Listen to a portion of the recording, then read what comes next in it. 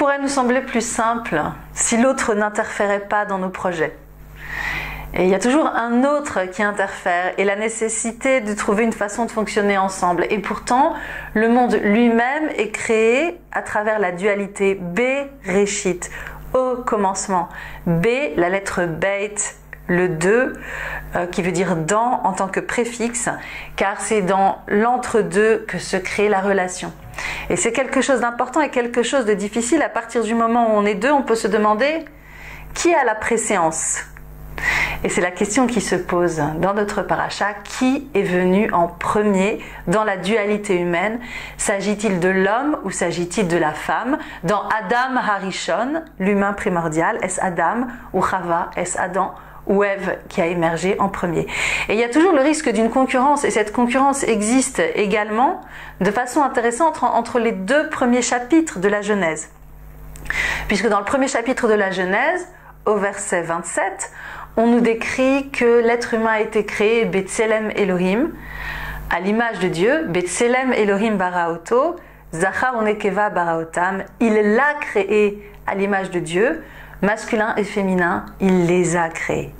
Et donc on a ici l'idée d'un être humain primordial qui englobe le masculin et le féminin à égalité.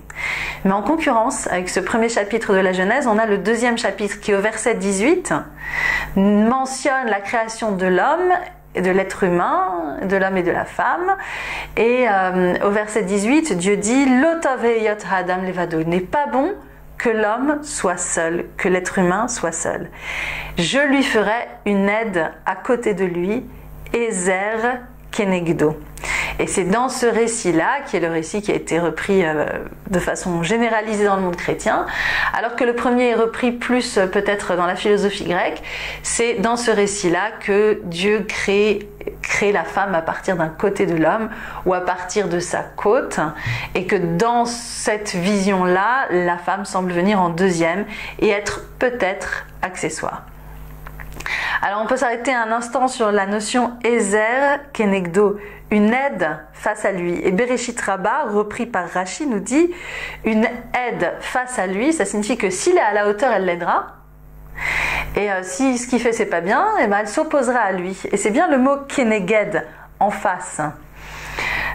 Et donc on voit ici que dans ce Keneged, il y a de nouveau la relation entre l'homme et la femme qui peut permettre à quelque chose de nouveau d'émerger, que ce soit entre un homme et une femme ou entre simplement deux personnes qui travaillent ensemble, cette dualité. Et en réalité, c'est ce qui se passe dans nos relations avec les autres, en fonction aussi d'interférences éventuellement institutionnelles, mais dans nos relations avec les autres, soit nous arrivons à faire avancer la relation et à l'intérieur de notre dualité émerge quelque chose d'encore plus important, peut-être même la parole de Dieu si on est comme les chérubins qui étaient sur l'Arche d'Alliance, ou alors sinon, s'il n'y a pas d'entente qui se crée, eh bien soit c'est le travail acharné dans la solitude, avec éventuellement des oppositions, soit directement des conflits.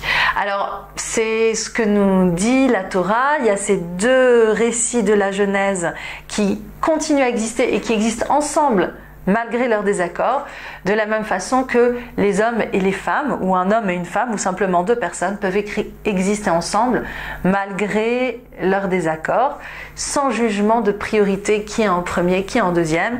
Et c'est ce que nous dit le Talmud Sanhedrin, la Mishnah déjà au chapitre 4, verset 5. « Les fichach nivra à Adam yechidi » c'est pour ça que l'être humain a été créé unique, pour que personne ne dise « Mon père est supérieur au tien ». Il n'y a pas de hiérarchie entre les familles de la terre et il n'y a pas de hiérarchie de même entre l'homme et la femme qui ont été créés uniques à travers Adam Harishon.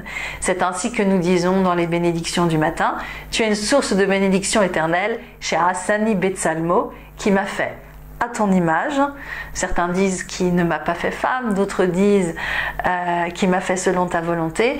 Nous nous référons même pas à la volonté de Dieu, mais au-delà, à l'image de Dieu elle-même, cette image qui a servi de modèle à la création de l'être humain unique dans la Genèse. Qui était en premier? Était-ce Adam ou Ève? Ou étaient-ils ensemble? Et comment aujourd'hui, dans la dualité, nous apprenons à fonctionner dans nos couples et dans l'ensemble de nos relations?